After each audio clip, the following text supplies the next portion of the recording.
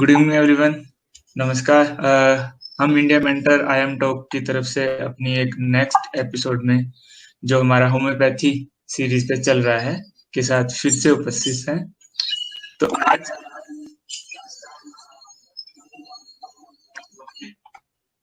आज का हमारा विषय होम्योपैथी का बहुत ही अच्छा लिया है हमने, self confidence. So, self-confidence is the most aspired value addition to a personality. All strategists, pragmatists, entrepreneur, industrialists, management gurus have praised and desired the self-confidence. There is a big money market associated with inculcating self-confidence. They claim to grow a self-confidence as a skill or knack. So, in today's panel discussion, we have our honorable guest, Dr. Yagyavalkya. He is an expert of homeopathy, and we will discuss this topic with him. Let me introduce Dr. Yagyavalkya. He has studied on many subjects, majority science, especially the quantum mechanisms, mathematics, psychology, law, homeopathy, and Jyotish. He is studying homeopathy from the last 20 years. He has written several books on law and judicial philosophy. So it is our honor to have Dr. Yagyavalkya ji with us. So let me invite him. A very warm welcome, doctor साहब। नमस्कार, कैसे हैं आप? हाँ, अपना programme शुरू करते हैं। आपने काफी बातें बताई हैं, हालांकि मैं उतना योग्य नहीं हूँ, लेकिन आगे इसको शुरू करते हैं। जी, सो once again warm welcome to our next episode of series in homeopathy. So ये इस सीरीज में हम डिफरेंट टॉपिक्स पे डिस्कशन करते हैं और हम ये देखते हैं कि होम्योपैथी किस हिसाब से उसको कहाँ हमारे रूटीन में काम करती है और हमें कहाँ हमें उसकी ट्रीटमेंट की not only for treatment but हमें कहाँ सहायता करती है। सो हम एक बार फिर अपने दर्शकों को बता दें कि हम अपने इस एपिसोड में, अपनी इस सीरीज में हम सिर्फ होम्योपैथी के ऊपर डिस्कस करते हैं। हम किसी तरीके की किसी को प्रिस्क्राइब नहीं कर रहे कि डिजीज कैसे है, क्या है। ये इसको एक बार डॉक्टर साहब बेहतर तरीके से समझा पाएंगे। डॉक्टर साहब, ओवर टू यू। हाँ, नमस्कार गौरव जी।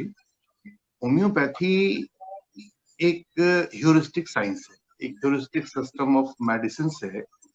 और ह्यूरिस्टिक सिस्टम ऑफ मेडिसिन का अर्थ होता है कि यह आपकी शारीरिक अवस्थाओं को, ये आपकी मानसिक अवस्थाओं को, ये आपकी भावनात्मक अवस्थाओं को, सभी को ध्यान में लेते हुए आपके लिए एक विशेष दवाई बनाती है।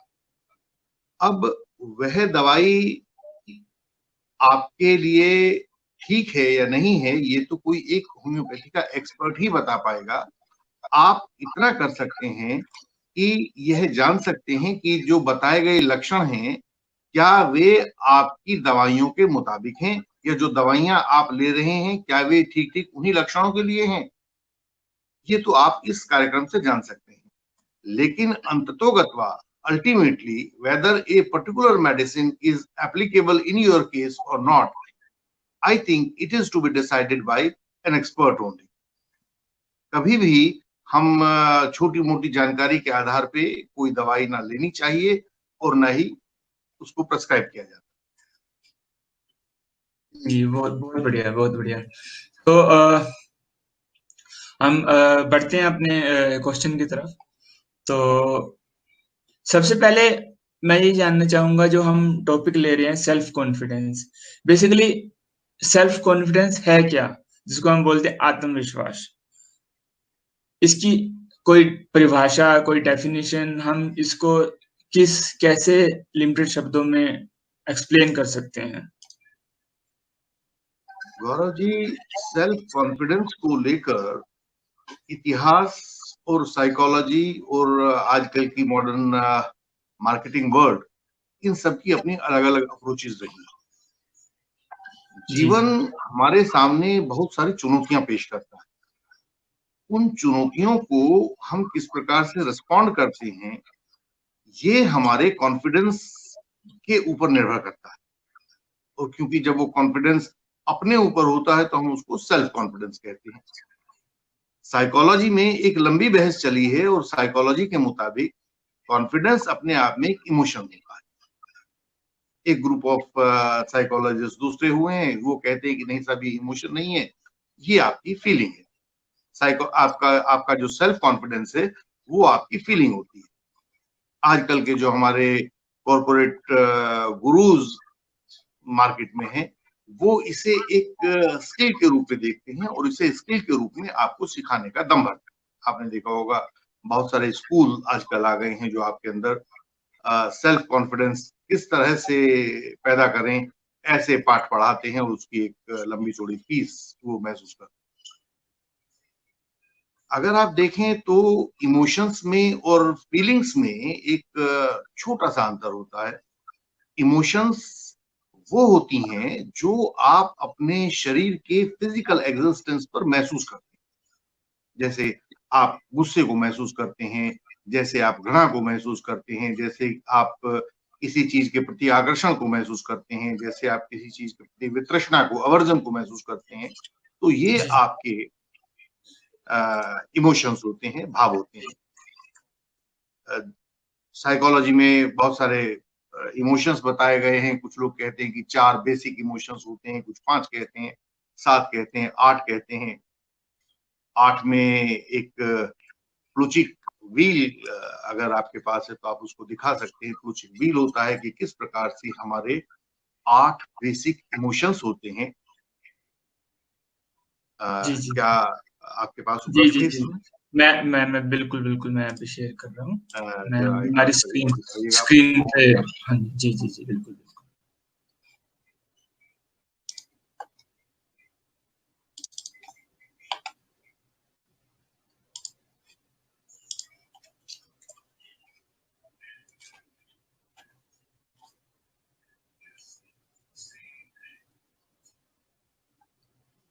जी, इसमें आप देखेंगे कि इस व्हील के सेंटर में आप देख रहे हैं एक्सटेसी है, एडमायरेशन है, टेरर है, अमेजमेंट है, ग्रीफ है, लोदिंग है, रेज है और विजिलेंस, आपकी जागरूकता है।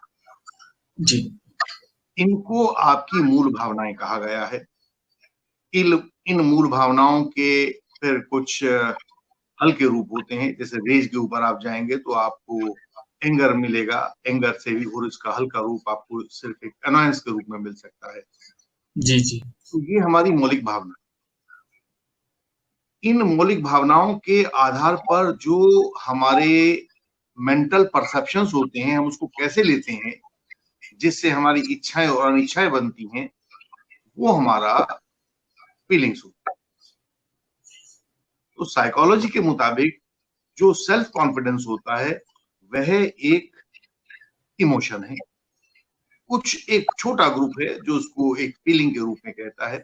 लेकिन साइकोलॉजी मैं एक होम्योपैथ के रूप में देख के अगर बताऊं तो साइकोलॉजी एक ऐसी मनोदशा है, सेल्फ कॉन्फिडेंस एक ऐसी मनोदशा है जो आपको किसी काम को करने या उस काम को करने से रोकने के लिए एक बड़ी महत्वपूर्ण भूमिका निभाती है।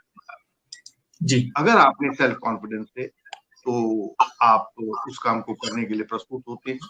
अगर आप में सेल्फ कॉन्फिडेंस नहीं है तो आप उस काम को करने से हिचकते हैं। बेशक आपकी क्षमता हो, लेकिन आप अपनी क्षमताओं के अनुसार प्रदर्शन नहीं कर पाते हैं। यह कमी ही आपके सेल्फ कॉन्फिडेंस की कमी होगी। ओके, सो अगर हम कुछ चीजों को एक्सप्रेस नहीं कर पाते तो वो दैट काइंड ऑफ एक कमी है इंसान में। वो कमी है। जैसे मान लीजिए हम इसको उदाहरण के रूप में अगर समझें, कल परीक्षा है जी और उसे लेकर आपके भीतर एक उत्तेजना है या शांति है, ये आपके सेल्फ कॉन्फिडेंस को रिफ्लेक्ट करता है। आप एक ऑडिटोरियम में खड़े हैं, सामने ऑडियंस है, आपके हाथ में माइक थमा दिया गया है, जी तो जी जी ऐसे में आपके जो रिस्पॉन्स होते हैं, आप अपनी स्पीच भूल जाते हैं कि उसे जी याद जी रखते हैं, कि उसे एक जी जी लयबद्धता के साथ वहां डिलीवर करते हैं, तो ये जी आपका सेल्फ कॉन्फिडेंस है। जी जी कल सुबह आपकी इंटरव्यू है और आज शाम को आपकी मानसिक दशा क्या है उस इंटरव्यू को लेकर और आपकी तैयारी कैसी है, ये बहुत कुछ आपके सेल्फ कॉन्फिडेंस पर निर्भर करता है। जी जी अभी जी आपने देखा हमारे समाज में कोविड 19 के बाद एक बिल्कुल प्रगति रुक गई है, हमारी फैक्ट्रियां बंद हो गई हैं, हमारी बेरोजगारी की दर बढ़ गई है और लोगों के रोजगार छूट गए हैं, उनके सामने जीवित रहने की समस्या आ जी गई। जी ऐसे में आप इस समस्या को किस तरह से हल करते हैं, आमदनी नहीं है लेकिन परिवार चलाना है, तो कैसे इस समस्या को हल करते हैं, इसका बहुत कुछ निर्धारण इस बात पर निर्भर करता है कि आपका लेवल ऑफ सेल्फ कॉन्फिडेंस क्या है। क्या है। जी। तो एक अगर उदाहरण मुझे अचानक याद आ गया, जी 1568 के आसपास की बात है। शिवाजी महाराज के खिलाफ औरंगजेब ने शाइस्ता खां को भेजा था जी जी जी और चाकण के दुर्ग के पास उन्होंने डेरा डाल दिया था और शाइस्ता खां के पास लगभग 1.5 लाख का लश्कर था, 1.5 लाख बड़ी सेना थी। जी जी जी शिवाजी अपने 125 सैनिकों के साथ वहां गए, ना सिर्फ लश्कर पे हमला किया, उस लश्कर को भागने के लिए मजबूर कर दिया, और जब शाइस्ता खां ने, जो मुगल साम्राज्य का इतना बड़ा सेनापति था, जब उसने अपनी सेना को दोबारा ऑर्गेनाइज करना चाहा तो शिवाजी ने उसके हाथ की 4 उंगलियां काट दी। और शिवाजी उसके बाद से एक अखिल भारतीय ऑरा के स्वामी बन गए थे। तो जी ये आपका सेल्फ कॉन्फिडेंस। जी जी। तो बहुत बढ़िया। सेल्फ कॉन्फिडेंस, तो अगर हम बोलें कि सेल्फ कॉन्फिडेंस तो जो हमारा आसपास का एनवायरनमेंट है, जो हमारे आसपास जो घटित होता है उसके ऊपर भी बहुत निर्भर करता है। जैसे अभी आपने एक एग्जांपल दी कि कल किसी की इंटरव्यू है, तो आज शाम को उसके साथ क्या घटित हो रहा है उसके ऊपर भी डिपेंड करेगा कि उसकी इंटरव्यू कैसे जाएगी। हाँ, उसकी मानसिक दशा कैसी है, उसकी भावनात्मक दशा कैसी है, जी तभी जी तो जी अपने प्रश्नों को वहां जवाब दे पाएगा ना। और यदि वो डर गया होगा तो जो वो जानता है वो उसको भी याद नहीं कर पाएगा। नहीं कर पाएगा, जो उसको पता है वो भी। बहुत जी बहुत जी। बढ़िया, बहुत बढ़िया। जो दर्शक अभी अभी हमारे साथ जुड़े हैं हम उनके लिए बोल दें, बता दें उनकी जानकारी के लिए, आज हम सेकंड एपिसोड कर रहे हैं। हमारा पहला एपिसोड बहुत अच्छा गया। अगर आपने उसको मिस किया हो तो डिस्क्रिप्शन में उसका लिंक दिया गया है, आप उसको देख सकते हैं। और ये एपिसोड हमारे मल्टीपल चैनल्स पे उपलब्ध है। हमारे psmalik.com चैनल और psmalik.com यूट्यूब चैनल पे भी आपको मिलेगा, और इसका लिंक नीचे दिया गया हो, आपकी स्क्रीन पे भी फ्लोट कर रहा है। तो ठीक है डॉक्टर साहब, हम बढ़ते हैं अपने अगले क्वेश्चन पे। तो अभी हमने समझ लिया सेल्फ कॉन्फिडेंस क्या है, हमने डिफरेंट डिफरेंट इसके एस्पेक्ट समझ लिए। आपने बहुत अच्छी उदाहरण दी, अपने व्हील ऑफ बताया कि क्या क्या होता है, एंगर होता है, क्या होता है। तो एक कभी कभी एक अवस्था आती है जब ऐसी कुछ सर्कमस्टांसेस बन जाते हैं जिसको हम कभी कह सकते हैं कि लैक ऑफ सेल्फ कॉन्फिडेंस। तो कभी कभी हर इंसान के साथ कभी ना कभी कहीं ना कहीं किसी ना किसी स्टेज पे ये आता है कि बहुत लो फील कर रहा है। उसका अपना जो उसके पॉजिटिव पॉइंट्स हैं जिस पे उसका,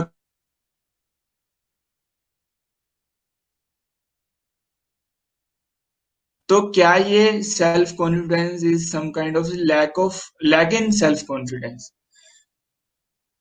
तो हाँ इसमें हाँ, कमी कैसे आ जाती है, इसके जी कुछ जी जी। कारण होते हैं स्पेसिफिक, और हम इसको होम्योपैथी के साथ कैसे कोरिलेट करते हैं, कैसे देखते हैं उसको? इसको हम दो भागों में देखेंगे गौरव जी। जी पहला तो ये कि लैक इन सेल्फ कॉन्फिडेंस कैसे आता है, और जी दूसरे भाग में हम ये देखना चाहेंगे कि उसको हम होम्योपैथी से कैसे उसके ऊपर काबू पा सकते हैं अगर लैक इन जी कॉन्फिडेंस आ गया है।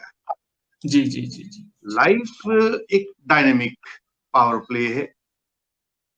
चैलेंजेस आपके सामने आते रहते हैं और आप अपनी क्षमताओं के मुताबिक उन चैलेंजेस को रिस्पॉन्ड करते रहते हैं। जी जब चैलेंजेस आपकी कैपेबिलिटीज से कम होते हैं तो आपके लिए कोई प्रॉब्लम नहीं होती और आप उनको सॉल्व करते चले जाते हैं।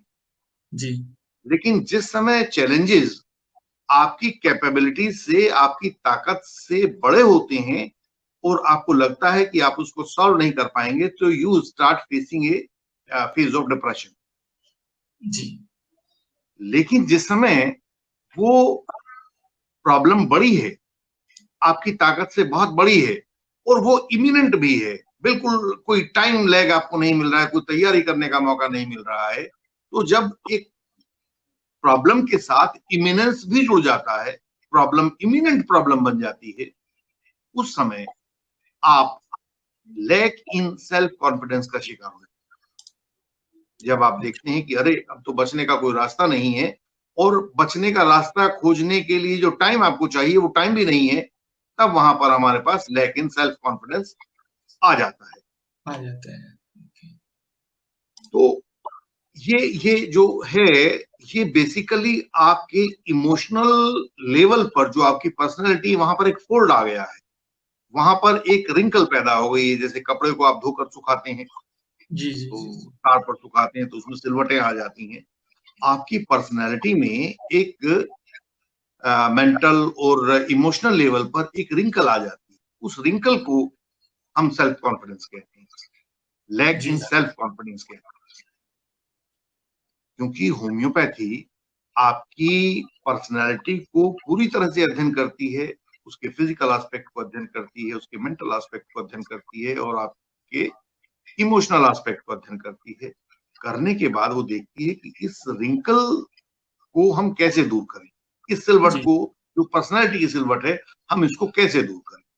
जी तो इसका अर्थ ये हुआ कि homeopathy is not very much interested जी। What incident has happened to you.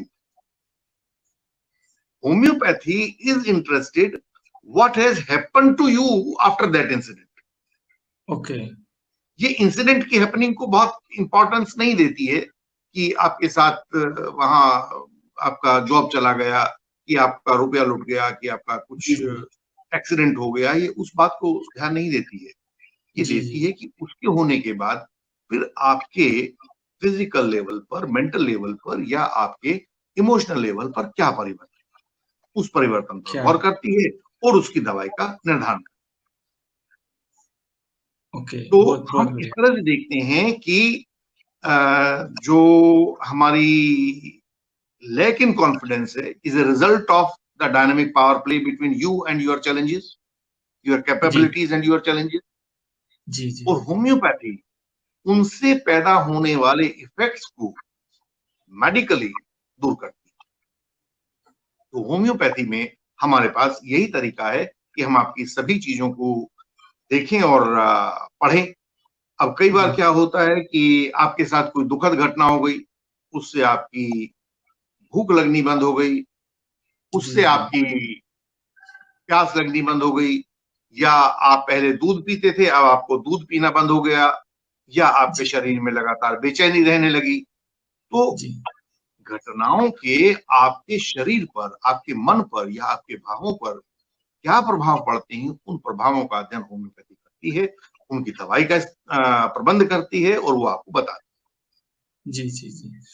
So doctor साहब, हमारे पास हमारे दर्शकों के क्वेश्चन आने भी स्टार्ट हो गए हैं। तो एक सेल्फ कॉन्फिडेंस से रिलेटेड कुछ क्वेश्चन आए हैं। तो मिस्टर पुलकित कुमार अरोड़ा पूछ रहे हैं कि सेल्फ कॉन्फिडेंस ठीक है, अब जो बच्चे होते हैं, अब बच्चों को तो है। जी, नहीं आइडिया, जो छोटे बच्चे होते हैं कि सेल्फ कॉन्फिडेंस है क्या, ना उनको पर इसकी परिभाषा सिखाई जा सकती है। तो कुछ ऐसा है कि हम बच्चों में सेल्फ कॉन्फिडेंस कैसे बूस्ट करें उन बच्चों का? हाँ, ये एक बहुत अच्छा सवाल है और मेरा अरोड़ा जी से निवेदन ये है कि एक तो ये इस कार्यक्रम को देखते रहें, क्योंकि आगे अभी हम कुछ दवाइयों पे चर्चा करेंगे।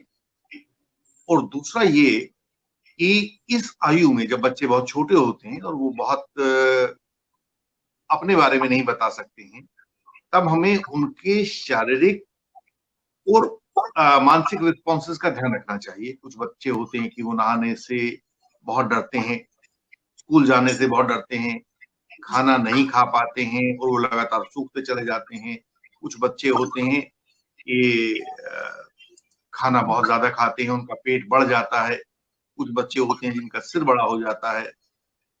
ये सब उनके नॉरिशमेंट से संबंधित, उनके पोषण से संबंधित समस्याएं होती हैं, जिनका असर उनके मानसिक और भावनात्मक स्वास्थ्य पर पड़ता है, जिसके कारण उनके सेल्फ कॉन्फिडेंस में कमी आ जाती है। लेकिन हम एक पूरा डेडिकेटेड प्रोग्राम, आप वो देखिएगा, अगर संभव होगा तो हम बच्चों के लिए ही, जिसमें वो अपनी भाव दशाएं नहीं बता पा रहे हैं, उनके लिए एक प्रोग्राम कर देंगे। कुछ दवाइयां हम अभी भी इस प्रोग्राम में आगे जिक्र करने वाले हैं, उसमें अरोड़ा साहब देखें तो उन्हें प्राप्त हो।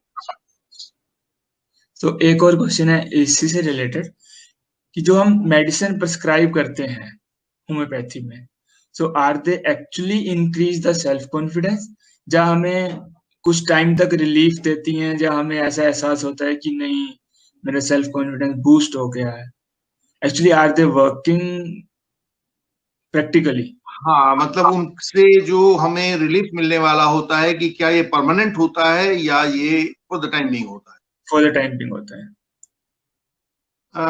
गौरव जी, इसको इस तरह से देखा जाना चाहिए कि सेल्फ कॉन्फिडेंस, जैसा हमने अभी जिक्र किया है, is a strain in your personality.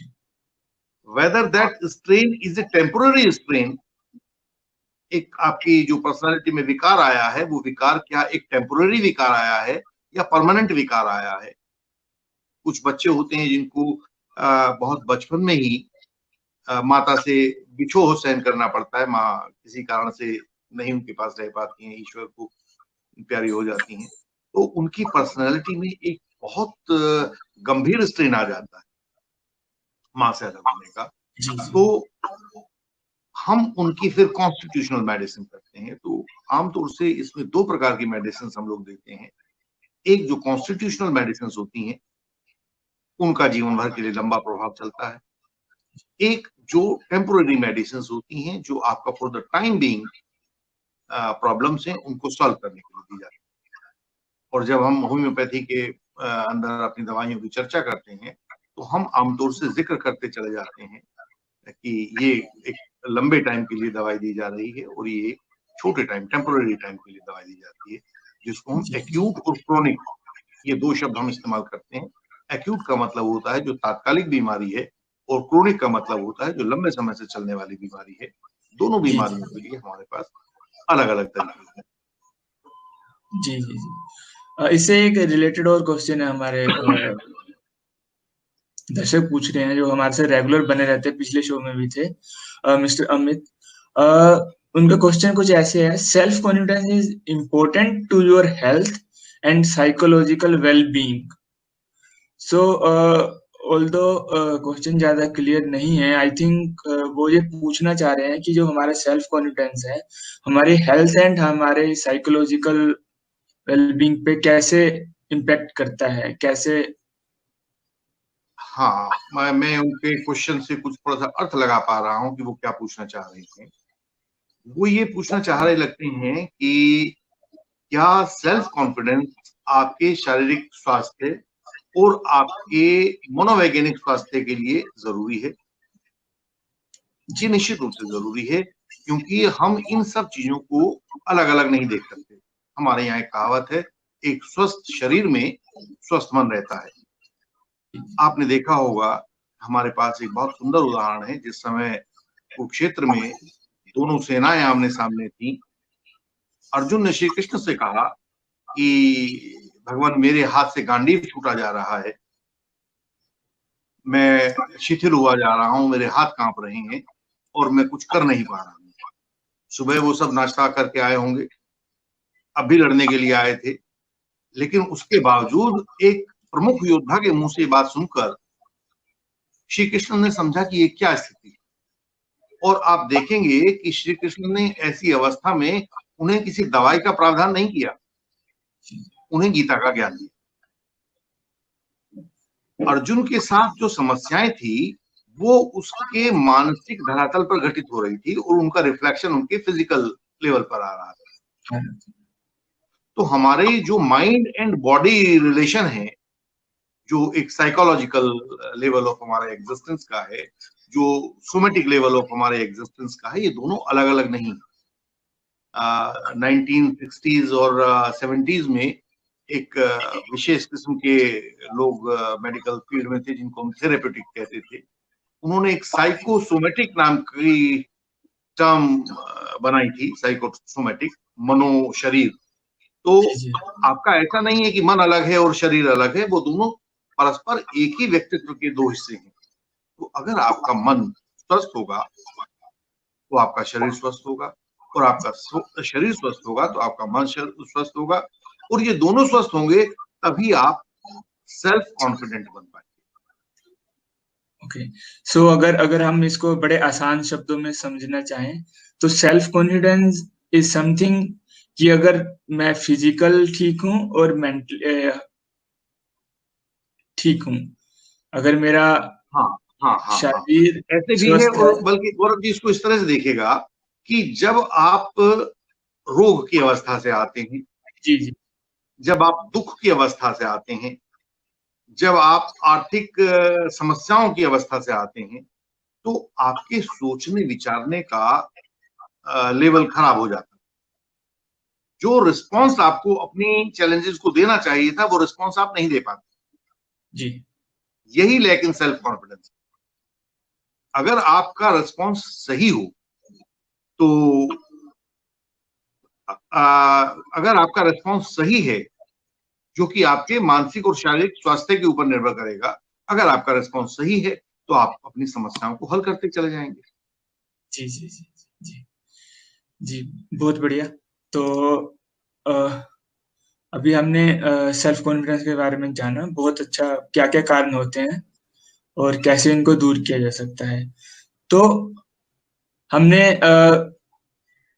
समझ लिया सेल्फ कॉन्फिडेंस क्या है, सेल्फ कॉन्फिडेंस में कमी क्या है, और कुछ होम्योपैथी में कुछ कुछ ऐसी मेडिसिन हैं जो आप बताना चाहेंगे, शेयर करना चाहेंगे, वो कैसे हम ट्रीटमेंट में कैसे लाभदायक होती हैं, कैसे कर सकते हैं उसको, और उनकी क्या-क्या हिस्सेदारी होम्योपैथिक होती के है। बारे में गौरव जी जो मेरी अंडरस्टैंडिंग है, और जितनी यहाँ पर दवाइयों की संख्या है, जी तो मुझे ऐसा लगता है जैसे हमारे यहाँ एक कहावत है, हरि अनंत हरि कथा अनंता।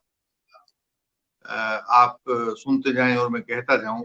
जी जी जी जी जी बहुत विशाल क्षेत्र है, लेकिन जी हम उनमें से कोशिश करेंगे कि कुछ एक के बारे में जी अध्ययन करें और जी उसके बाबत बात करें।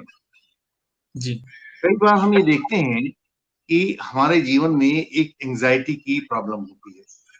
मैं आज सोना चाहता हूँ और मेरे सामान्य उठने का समय यदि 7 बजे है और मुझे पता लगे कि कल सुबह 4 बजे की फ्लाइट है, जी तो जी मैं आज जी पूरी रात नहीं सो पाऊंगा। ये बहुत व्यक्तियों के साथ होता है। जी कल 10 बजे इंटरव्यू है और उस इंटरव्यू को वो मन में देखते देखते आज पूरी रात नहीं सो पाएंगे। जी जी अनेक तरह के उनके मन में वर्लविंड्स चलते रहेंगे। या सुबह जब 10 बजे है और आधे घंटे का रास्ता है, तो वो बजाय घर से 9:30 बजे या 9 बजे चलने के, वो सुबह 8:30 बजे या 8 बजे चल पड़ेंगे कि अरे कहीं ऐसा ना हो। तो ये जो जी एप्रीहेंशन या एप्रीहेंसिव एंजाइटी है, ये एक मुख्य लक्षण देखने में पाया जाता है। मैंने देखा कि इन व्यक्तियों के हमें सभी लक्षणों का अध्ययन करना होता है, और हम ये देखते हैं कि इन व्यक्तियों में मीठे को लेकर एक विशेष लगाव होता है। और मैंने ऐसे लोगों को देखा है कि यदि वो ऊपर किसी ऊंचाई की जगह से नीचे की तरफ देखते हैं तो उन्हें लगता है कि मुझे बस कूद ही जाना चाहिए खिड़की से बाहर। जी जी या जी वो जब बहुत ऊंची ऊंची इमारतों को देखते हैं तो उन्हें लगता है कि अरे ये इमारतें कहीं मेरे ऊपर ना गिर जाएं। तो ऐसी अवस्था के लिए हमारे पास एक अर्जेंटम नाइट्रेटम, जिसे हम सामान्य भाषा में सिल्वर नाइट्रेट कहते हैं, जी जी जी सिल्वर नाइट्रेट का एक दवाई होती है, और हम उसे देते हैं, और हमने देखा है कि रोगी इससे बिल्कुल ठीक हो जाते हैं।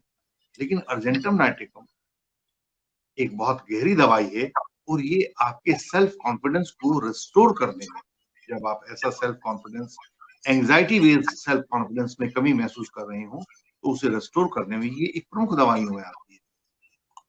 ओके। एक दूसरी किस्म का आपने लैक इन सेल्फ कॉन्फिडेंस देखा होगा कि अभी हम जिक्र कर रहे थे, आप ऑडिटोरियम में चले गए हैं, आपके हाथ में माइक दिया गया है कि सब कुछ बातें बोल दीजिए, गाय पर एक निबंध बोल दीजिए, जी जी और जी। आप देखते हैं कि वो सज्जन अपनी बात नहीं कह पाते हैं।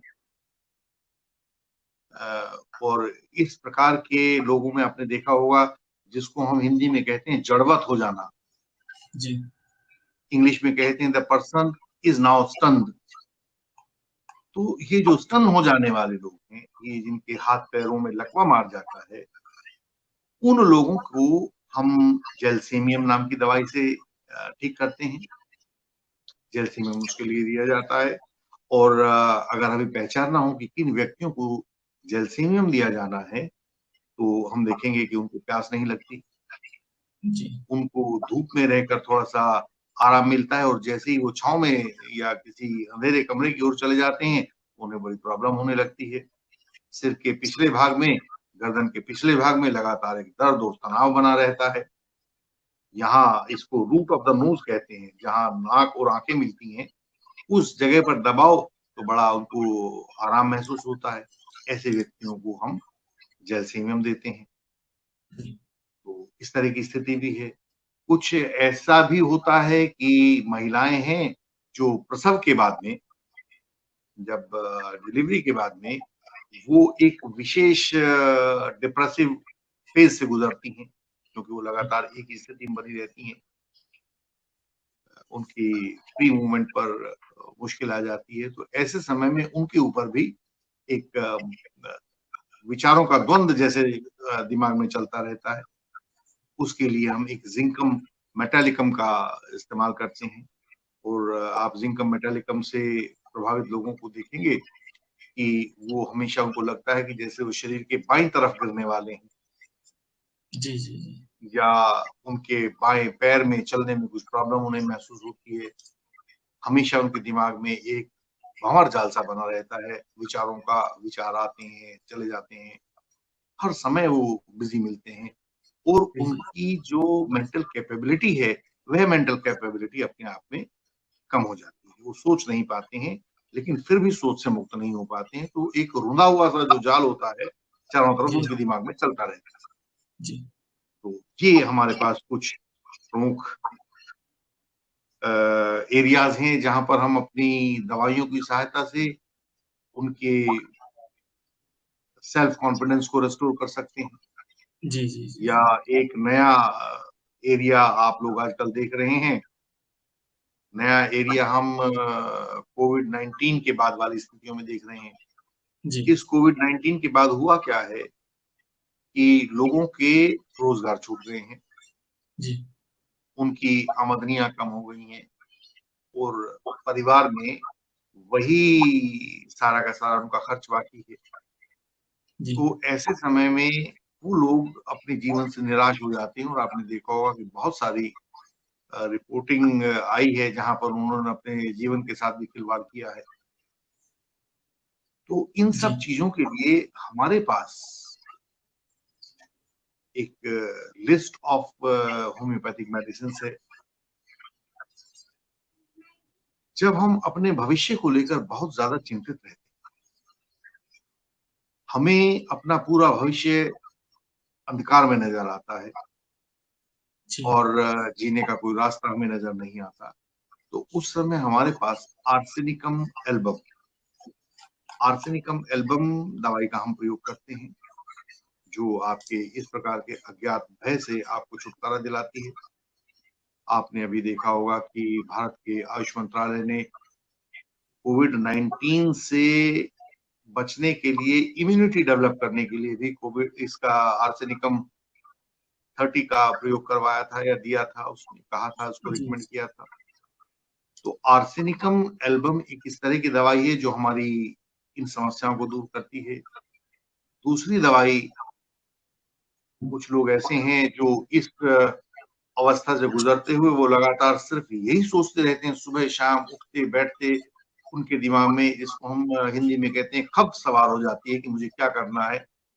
वो इधर जाएंगे, वो उधर जाएंगे, कुछ दूसरा रास्ता उनको नहीं मिलेगा, गर्मी महसूस करेंगे, आमतौर से अंधेरे जगहों पर सोने की वो कोशिश करेंगे, और बहुत सारे पानी की उन्हें प्यास लगेगी, प्यास बढ़ जाएगी, क्योंकि हम उसके शारीरिक लक्षणों को भी देखते हैं। उनके लिए ब्रानिया एल्बा की एक दवाई है। कुछ लोग ऐसे हैं जो इससे भी बड़ी अपनी अवस्था में पहुंच जाते हैं, जिसको हम सेल्फ लोदिंग कहते हैं। अपने प्रति एक आत्म वितृष्णा पैदा हो जाती है, अपने प्रति एक घृणा पैदा हो जाती है, और उसके कारण लोग बाग अपने जीवन के साथ भी खिलवाड़ करने लगते हैं। उन लोगों के लिए हमारे पास ओरम मेटालिकम होता है। इस अवस्था में सभी लोगों का जो इसके परेशान होते हैं इस प्रकार के लक्षणों से, उन्हें शोर से बहुत मुश्किल होने लगती है, वो दूसरों के सामने जाने से बचने लगते हैं। तो ऐसे पेशेंट्स को हम ओरम मेटालिकम देते हैं। तो ऐसी बहुत सारी और दवाइयां हैं हमारे पास। डिजिटलिस है, जिन लोगों को इन सब प्रभावों के कारण उनके शरीर में हृदय रोग आदि हो जाते हैं, किसी भी बुरी सूचना को, किसी भी बुरी इंफॉर्मेशन को वो सहन नहीं कर पाते हैं, और उन्हें लगता है कि उनका दिल बिल्कुल निकल के बाहर गिर पड़ेगा, चलना फिरना उनके बस का नहीं रहता है, और उस शॉक से वो एकदम रुक जाना चाहते हैं किसी एक स्थान पर। उन लोगों के लिए हमारे पास डिजिटलिस एक दवाई होती है, उस डिजिटलिस दवाई का इस्तेमाल करते हैं। अचानक से कई बार हमारी स्थिति बिगड़ जाती है, तो जहां अचानक वाला शब्द आता है और हमें लगता है कि हम स्थितियों को सामना नहीं कर पा रहे हैं, अचानक वाली परिस्थितियों में हम एकोनिटम नेपलस का इस्तेमाल करते हैं। एकोनिटम नेपलस को हम पेशेंट को देंगे तो उसे तत्काल लाभ होगा। तो इस प्रकार के कुछ दवाइयां हैं। अगर आप इसमें किसी खास किस्म की बात को पूछना चाहें तो, या मुझे अचानक एक और परिस्थिति याद आ गई है। आप देखेंगे कि जब आप कोई बुरा समाचार सुनते हैं, तो बुरा समाचार सुनने के बाद आपको पिट ऑफ द स्टोमक, छाती के एकदम नीचे जहां पेट शुरू होता है, वहां पर आपको लगता है कि कुछ खाली खाली सा घूम रहा है, और वो पीछे आपकी कमर में से निकल रहा है। तो ऐसा लगता है जैसे कोई बर्मा चला के आपका सुराग कर रहा है, आपके यहाँ पेट से लेकर। वो एक विशेष प्रकार का डर होता है जब आपको लगे कि कोई बहुत बुरी घटना आपके साथ घटित होने वाली है। उस समय ऐसी अवस्था से बचने के लिए हमारे पास कैलियम कार्बोनिकम नाम की दवाई होती है। उस कैलियम कार्बोनिकम से जब हम उसका सेवन करेंगे तो इस तरह के भय से हमारी मुक्ति हो जाएगी। और ये भय ही होते हैं जो हमारी समस्याओं से जूझने की ताकत को कम करते हैं। वही ताकत में कमी हमारी लैक ऑफ सेल्फ कॉन्फिडेंस कहलाती है। तो बेसिकली ये सारी की सारी दवाइयां जिनके बारे में हम अभी विचार कर रहे हैं, ये आपके सेल्फ कॉन्फिडेंस को बढ़ाने वाली दवाई। इसके अलावा बहुत सारी ऐसी परिस्थितियां होती हैं जो बिल्कुल स्पेसिफिक होती हैं, जो किसी खास आदमी के साथ होती हैं, लेकिन वो हम उस पेशेंट से बात करके तब हम जान पाएंगे कि आप किन हालात से गुजर रहे हैं, और आपको इस हालात से पार पाने के लिए इस दवाई का उपयोग किया जाना चाहिए। जी डॉक्टर साहब, बहुत आपने बहुत अच्छी जानकारी दी। एक क्वेश्चन प्रश्न आ रहा है, मैं इसको ले लेता हूँ। तो ये प्रश्न कुछ इस तरह है, जो हमने अभी मेडिसिन का नेम लिए हैं उसी के रिलेटेड। लाइक हम एलोपैथी के डॉक्टर्स बोलते हैं, कुछ मेडिसिन लिख दी उन्होंने कि जब वो SOS करके होता है, जब आपको तकलीफ हो तब आप ले लो। तो वो जो कह रहे हैं कि आपने जो अभी मेडिसिन के नाम लिए हैं, तो क्या ये इसको कोई भी विदाउट कंसल्टेशन ऑफ होम्योपैथ वो डायरेक्टली मार्केट से ले सकता है? क्या ये दवाई मार्केट में उपलब्ध है? क्या आप थोड़ा सा इस पे बताइए कि हमारे दर्शक जो ये चाह रहे हैं कि कुछ एसओएस टाइप दवाइयाँ होती हैं जो हम ले सकें। हाँ, इसमें हमने पिछले अपने डिस्कशन में भी बात की थी और मैं दोबारा बताना चाहता हूँ। एलोपैथिक सिस्टम में बीमारी इंपॉर्टेंट होती है, वहां पर बीमारी को ध्यान में रखते हुए दवाइयां बताई जाती हैं, उनके नाम निर्धारित किए जाते हैं। तो वो एक पर्टिकुलर सेट ऑफ सिस्टम को टीबी कहेंगे, एक पर्टिकुलर सेट ऑफ सिस्टम को फ्लू कहेंगे, एक पर्टिकुलर सेट ऑफ सिस्टम को वो किसी अन्य बीमारी के नाम से बताएंगे। तो उनके यहाँ बीमारियां इंपॉर्टेंट हैं।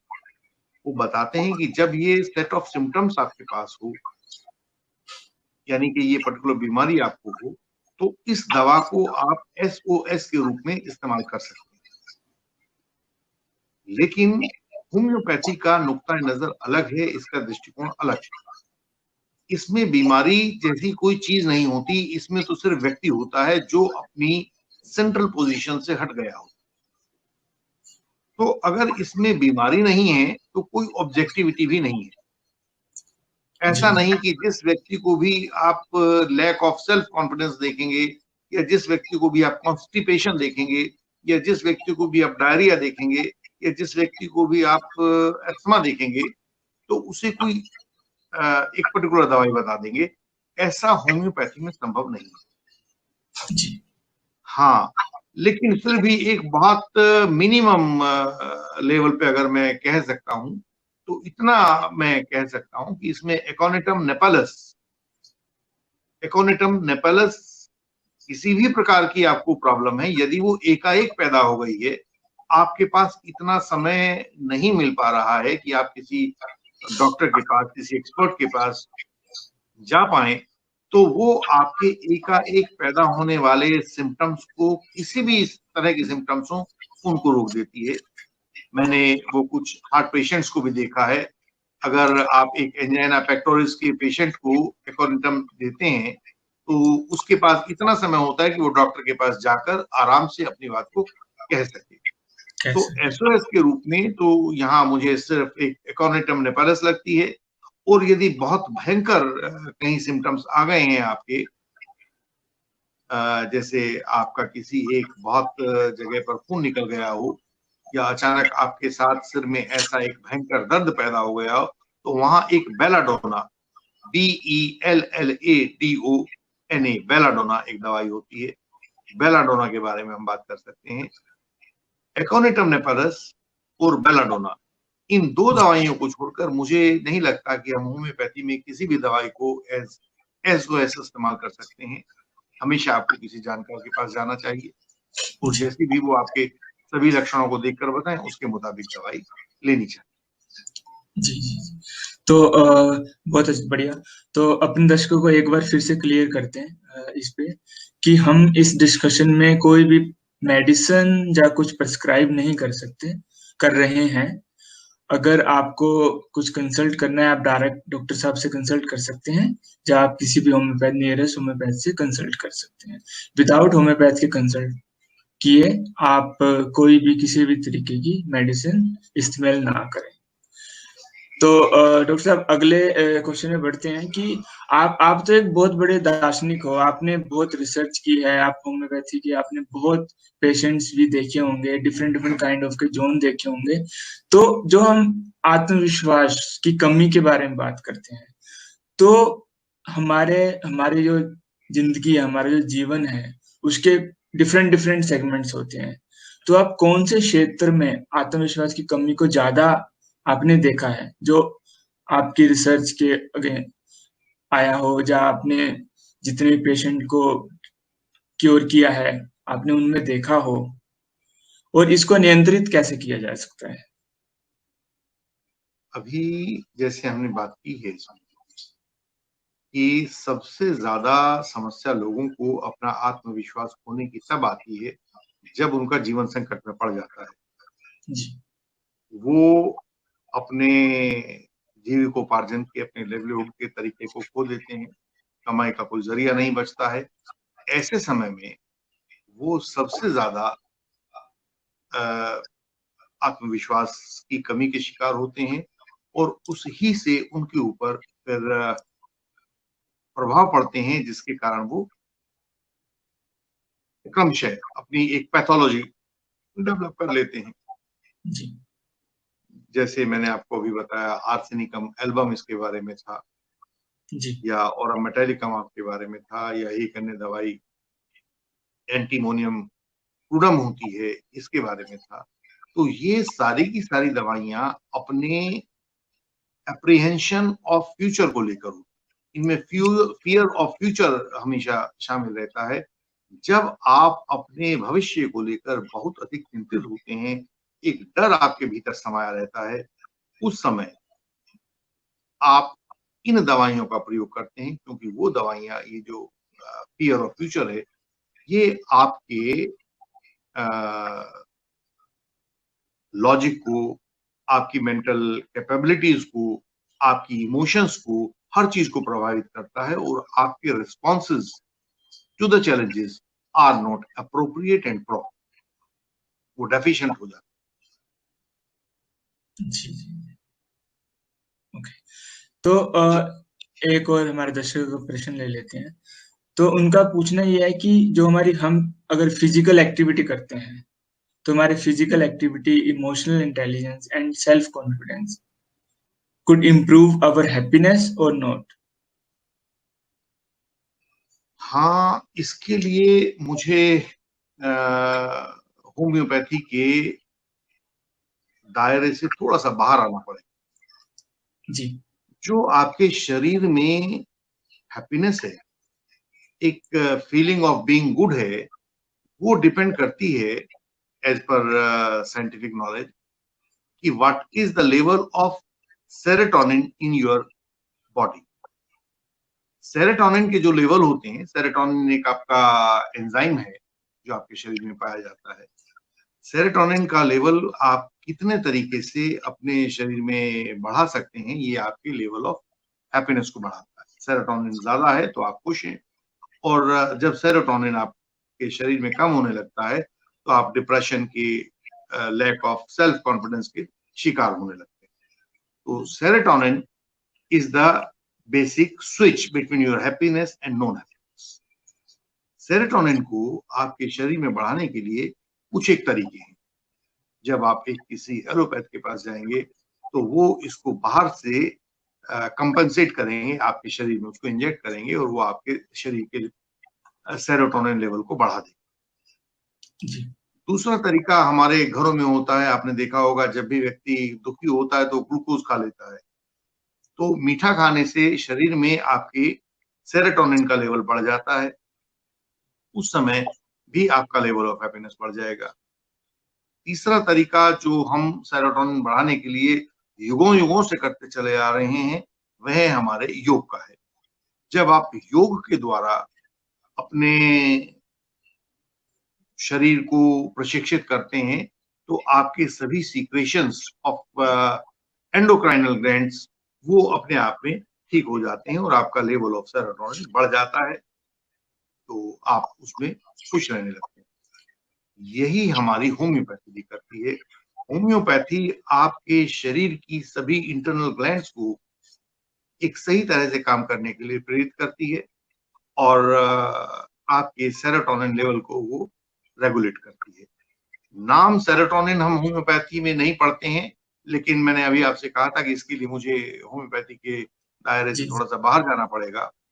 तो सेरोटोनिन को हम लोग होम्योपैथी में करते हैं, और वो अलग अलग नामों से करते हैं, कि हम लोग इस समय बहुत फिनिकी हो गए हैं, हम लोग बहुत पीविश हो गए हैं, ये ऐसे ऐसे नामों से हम देखते हुए, ये हमारे रूब्रिक्स होते हैं, इनके द्वारा हम देखते हैं और अपनी दवाइयों को निर्धारित करते हैं। जी जी जी जी, बहुत बढ़िया। एक छोटा सा, शायद इसमें आपने एक एस्पेक्ट और पूछा था, वो मैं अभी इसमें रह गया है। आपने इमोशनल इंटेलिजेंस की बात, शायद इस क्वेश्चन जी में जो जी मुझे नजर आई जी थी, इमोशनल इंटेलिजेंस के बारे में बात की गई थी। जी जब हम धीरे धीरे अपनी साइकोलॉजी को डेवलप कर रहे थे, तो हमारे पास कॉन्सेप्ट ऑफ आपका आईक्यू आया, इंटेलिजेंट क्वेश्चन आपका कैसे होता है।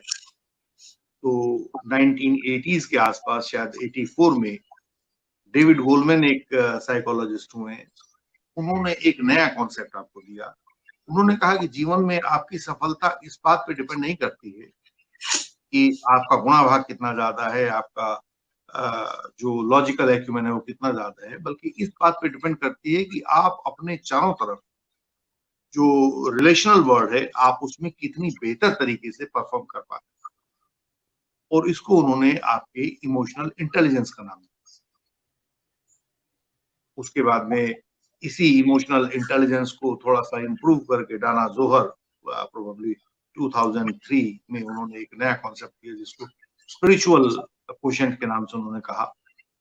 लेकिन जो डेविड गोलमैन का इमोशनल क्वोशेंट वाला हिस्सा है, इमोशनल इंटेलिजेंस वाला हिस्सा है, वो सिर्फ इतना कहता है कि आपके पास जो बहुत सारे किस्म की इंटेलिजेंस होती है उसमें से वो इंटेलिजेंस बेहतर है जो आपको आपके एनवायरनमेंट में बेहतर तरीके से रिलेट करती है। तो ये इमोशनल इंटेलिजेंस है। Emotional intelligence basically relates to your emotions, your mental faculties, your responsiveness, your cooperation, और वो हम होम्योपैथी में उसमें आपकी फिजिकल एग्जिस्टेंस के साथ सारा अध्ययन करके उसको दवाई के द्वारा ठीक कर। जी जी जी। सो डॉक्टर साहब, हमारे पास टाइम तो लिमिटेड रह गया है और बहुत सारे प्रश्न आ रहे हैं, तो हम अपने दर्शकों को बताना चाहेंगे। आप अपने प्रश्न चैट बॉक्स में डाल सकते हैं, तो आपको उनका निश्चित रूप से उत्तर मिलेगा। हमारे पास बहुत लिमिटेड टाइम है, अभी अराउंड 10 मिनट बाकी है हमारे पास, तो हम इसको फटाफट 2-3 हमारे प्रश्न रह गए हैं उसको हम कवर करते हैं। तो हमने सेल्फ कॉन्फिडेंस के बारे में जाना, लैक ऑफ सेल्फ कॉन्फिडेंस के बारे में जाना कि कैसे होता है, किन किन परिस्थितियों पे होता है, होम्योपैथी इसमें कैसे सकारात्मक भूमिका निभाती है, और हम कौन कौन सी ऐसी रेमेडीज मेडिसिन हैं जिसको हम होम्योपैथ के से डिस्कस करके, कंसल्ट करके हम स्टार्ट कर सकते हैं।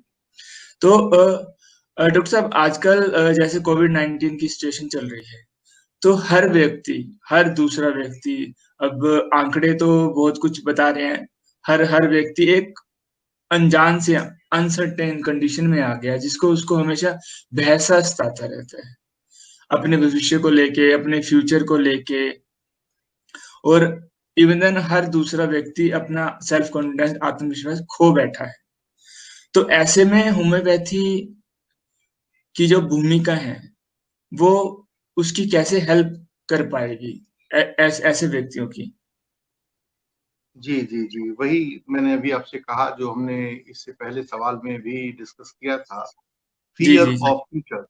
कोविड-19 ने हमारे समाज में जितने रोजगार के तरीके थे उन्हें खत्म करके एक फियर ऑफ फ्यूचर पैदा किया है।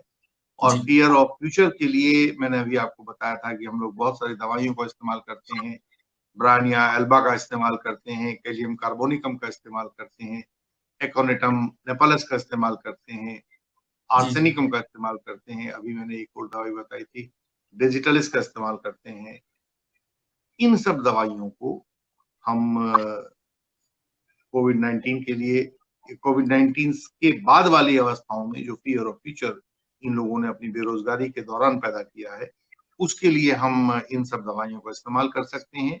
क्योंकि मैं उसे ऑलरेडी बता चुका हूँ, तो शायद आप मुझे रिपीटिशन जी अलाउ नहीं करेंगे, उससे समय आपका ज़ाया होगा। तो इनके बारे में हम लोग अभी चर्चा कर ही चुके हैं। जी जी जी। तो एक हमारा अंतिम प्रश्न लेते हैं आज के एपिसोड का। जी तो जो हम लोग होम्योपैथी में किसी को भी कोई मेडिसिन या कोई ट्रीटमेंट बताते हैं, तो जो हमारी जी होम्योपैथी है, ये कोई साइंटिफिकल बेस के अनुसार चलता है, कोई वैज्ञानिक सिद्धांत के अनुसार चलता है, या फिर जो हमारे पेशेंट्स होते हैं उनके गुण दोष देख के, या पुराने होम्योपैथ ने जो बोल दिया है उसके बेसिस पे कंक्लूड करके, किसी की इच्छा अनिच्छा के अनुसार तय करके कुछ प्रिस्क्राइब करते हैं। क्या क्या सर्कमस्टांसेस होते हैं और क्या क्या आपके गाइडलाइंस होती हैं जिसके अकॉर्डिंगली आप किसी को कोई मेडिसिन या कोई रेमेडी प्रिस्क्राइब करते हो? गौरव जी, एक मेडिसिनल सिस्टम अपने आप में एक इकोसिस्टम जैसा होता है, कंप्लीट, अपने आप में जी कंप्लीट होता है। जी उसमें सिद्धांत होते हैं, उसमें दवाइयां होती हैं, जी उसमें चीजों को निर्धारित करने का एक सलीका होता है, एक लॉजिकल सिस्टम होता है, जी दवाइयों को बनाने की तरकीब होती है। तो ये अपने आप में एक कंप्लीट सिस्टम होता है। इस तरीके से आप होम्योपैथी को समझें। होम्योपैथी की जो दवाइयां हैं, अभी मैंने कहा था हरि अनंत हरि कथा अनंत, बहुत सारी दवाइयां हैं, और वो दवाइयां हम अपने पशुओं से भी लेते हैं, एनिमल्स से भी लेते हैं, वो अपनी वनस्पतियों से भी लेते हैं, वेजिटेबल से भी लेते हैं, और जी कुछ एक दवाइयां हम उसमें अपने जो केमिकल एलिमेंट्स होते हैं उनसे भी लेते हैं।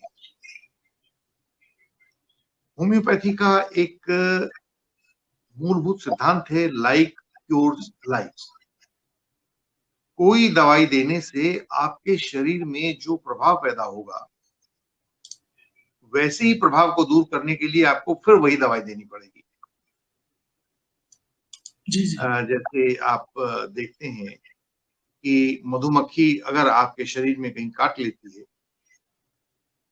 तो आपके शरीर पे हल्की सूजन आ जाती है, एक बेचैनी आ जाती है, आप गर्मी की जगहों पर रुक नहीं सकते हैं। ये सारे के सारे लक्षण उसके अंदर, कुछ मानसिक परिवर्तन आते हैं, कुछ। तो इन परिवर्तनों से संबंधित, यानी कि आपके शरीर पे जहां कहीं भी आपको लगेगा कि एक सूजन आ गई है, जहां कहीं भी आपको लगेगा कि एक दर्द आ गया है, जहां कहीं भी आपको लगेगा कि आपके अंदर एक बेचैनी आ गई है, जहां एक कॉम्बिनेशन ऑफ सिस्टम्स आ जाएगा, वहां पर आप मधुमक्खी से पैदा होने वाली दवाई या उससे बनाई जाने वाली दवाई एपिस मेलेफिका को इस्तेमाल करें, लाइक कोर्स लाइक। लेकिन इसका एक विशेष एस्पेक्ट है, वो तो हम देखते हैं और अध्ययन करके बताते हैं कि किस प्रकार के लक्षणों में कौन दवाई है।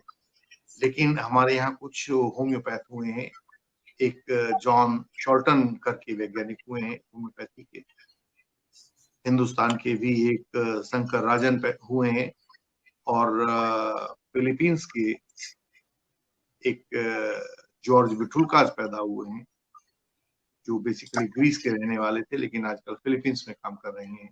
जी तो इन लोगों ने आपकी पीरियोडिक टेबल पर काम किया है, जिसमें आपके केमिकल एलिमेंट्स को होम्योपैथी की दवाओं के रूप में प्रयोग किया गया है, और उन्होंने उसके लिए आपका एक पूरा सिस्टम ऑफ लॉजिक तैयार किया है कि किस जी तरह से हम किस एलिमेंट को इस्तेमाल करके होम्योपैथी की दवाइयां तैयार कर सकते हैं।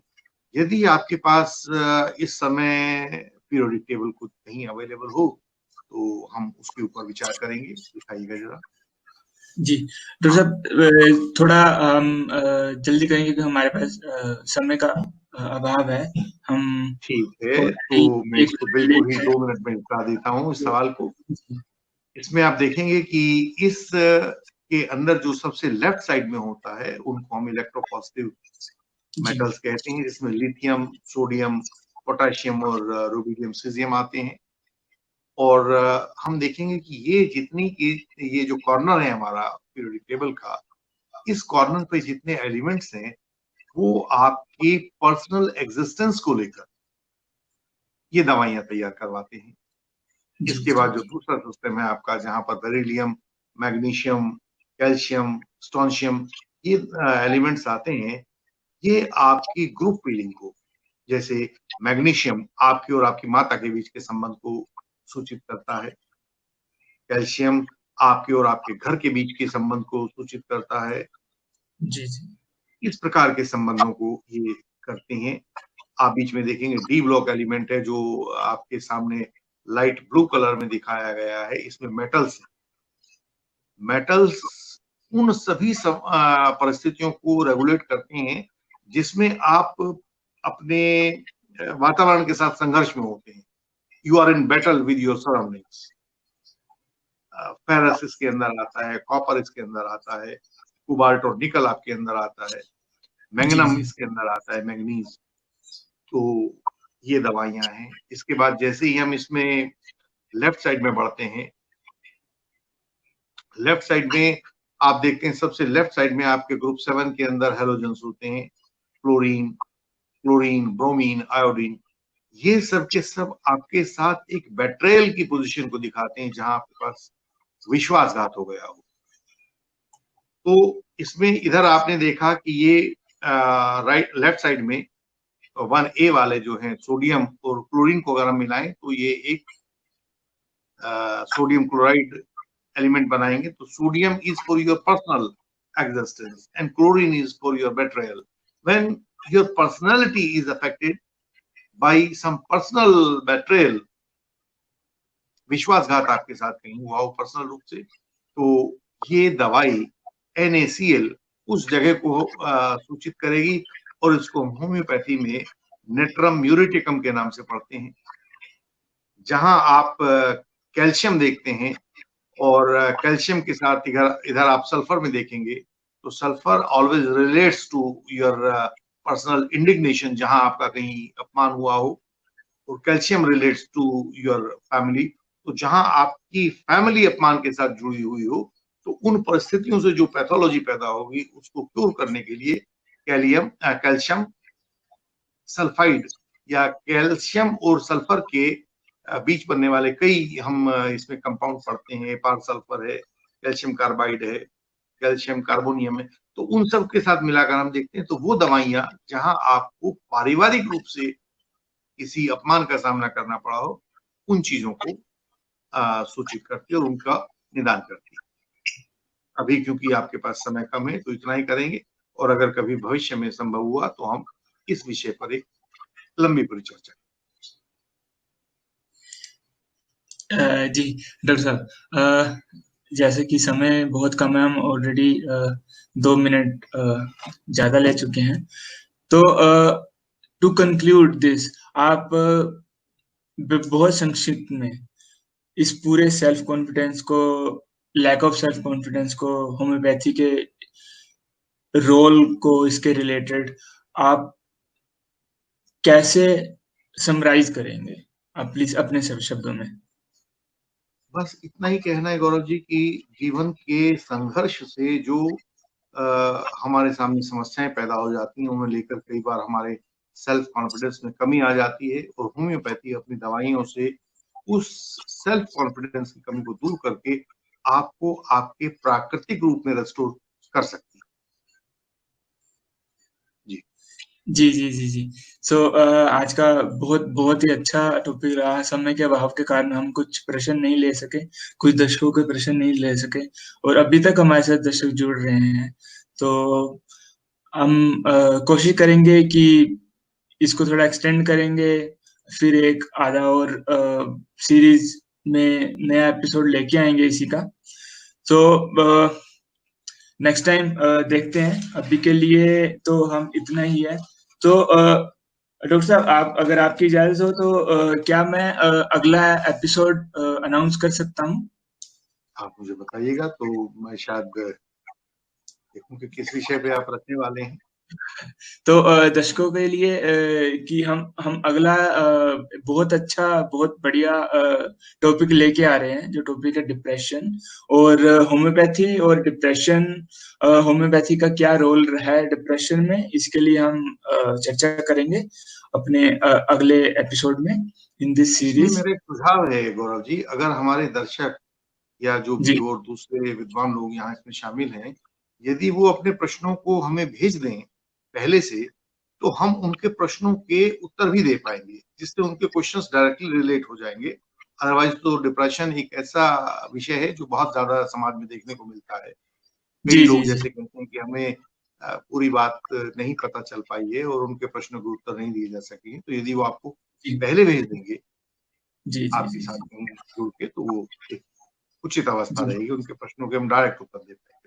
जी जी जी, हम इसको अलग से फ्लोट भी कर देते हैं दर्शकों को, जिनको कोई भी जिज्ञासा है प्रश्न के रिलेटेड डिप्रेशन, तो हम अपने अगले कार्यक्रम में उनको ले लेंगे। और आप अगर चाहो तो हमें अलग से अपने प्रश्न भेज सकते हैं। तो डिटेल सारी आपकी स्क्रीन पे फ्लोट कर रही है और हमारे डिस्क्रिप्शन टेक्स्ट में भी लिखी हुई है, आप वहां पे भेज सकते हैं। तो बहुत बहुत धन्यवाद डॉक्टर साहब।